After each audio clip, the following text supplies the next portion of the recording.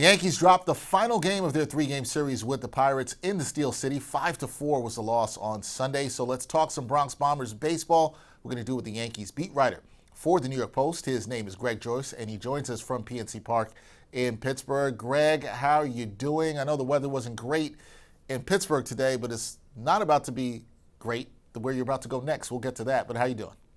Yeah, good. This is probably the warmest it's going to be for the next few days for the Yankees, so should probably take advantage of that. But yeah, doing well. Yeah, it's not going to feel like spring where you're going to your next city. We'll get to that, as I said, in 1 second. But Greg, on Sunday, Trent Grisham, he was almost a hero once again. He delivered a game-tying 2-out, 2-strike single in the ninth inning of this one before falling in the 11th as the Yankees did. Should Grisham get more chances to play in the everyday lineup because he's done well in the at-bats that he's had thus far? Yeah, like you said, he's made the most of it so far, and he's making the case for more playing time. This is a guy that last year when they got him as part of the Juan Soto deal, that Brian Cashman I think said that early this spring that they expected him to play more. It's just that their three starting outfielders last year stayed healthy all year and played pretty much every day. So Grisham really didn't. I think he appeared in 70-something games. A guy who had been an everyday player the last 3 years before that. So kind of had to adjust to being a guy off the bench, a role player last year. Had some struggles with that, but seems to be in a better spot coming into this year, and obviously has taken advantage of some early opportunities here. I mean, he started Friday and Saturday with Cody Bellinger dealing with a back issue, but was back in there today with the Yankees facing a lefty starter. And continued to do it. He had the 2 home runs on Saturday to lead that outburst, and then today, like you said, had the 2-out, 2-strike game tying 2-run single in the ninth inning just to give him a shot to even make it to extra innings. So he's really made the most of his at bats, and it's going to be interesting to see how much he plays moving forward.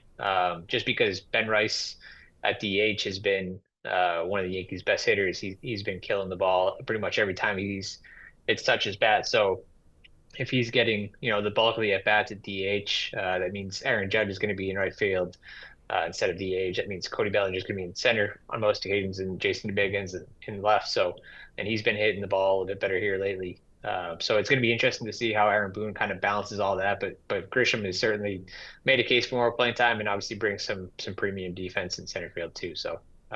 He's staked his case early. Yeah, he definitely has. On 17 at bats, he's connected 7 to 8 times, 8 hits on the season, so he's been really good in the opportunities that he's had. Will Warren, when we look at the pitching side, he didn't give the Yanks the length that they needed today, Greg, in this one, going only 4 innings. Was it deep counts that hurt Warren today?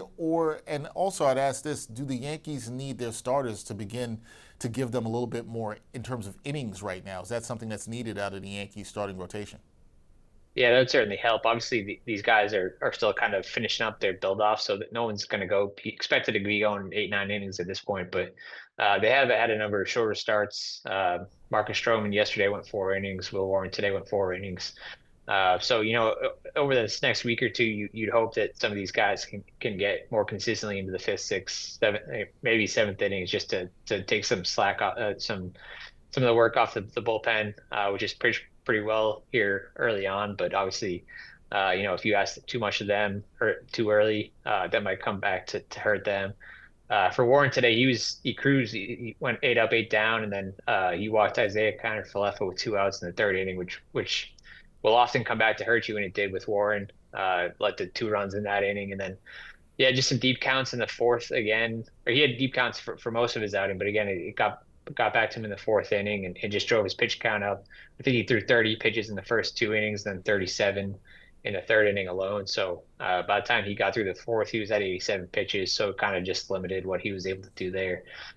So you see the talent there. You see the potential for Warren. It's just he's kind of didn't have the kind of lost some sharpness as his outing went on today. But it's something he's got to kind of work on moving forward to keep that pitch count in check, so he can go deeper into the game. Yeah, we'll see if that's something he can work on as a young pitcher trying to make his way here in the majors. But next up for the Yankees and Greg here is a 3-game series in Detroit. Now, the start times of these games for the series in Detroit, they've all been changed due to a frigid forecast in the Motor City. Then the Yanks head back home to host the Giants next weekend. So, Greg, what will you be keeping your eyes on with the Yanks this coming week? Yeah, we'll see what this offense looks like. It's not just playing in the frigid temperatures because that's not easy, but also just going up against some good pitching here. Obviously, they've been through the first week plus of the season. They've been one of the major's best offenses, but they've also kind of beat up a little bit on a Brewers pitching staff that was missing a lot of guys, and a Pirates pitching staff this weekend that is not nearly one of the major's best. So they're going into this series against the Tigers, set to face Casey Mize, Tarek Skubal, the reigning AL Cy Young winner, and then Jack Flaherty as well. So it's a pretty good test to see how this offense kind of measures up against a trio of starters like that. Obviously, it's not going to be the most welcoming conditions to hit in Detroit, but it'll be interesting to see how they face off against guys like that.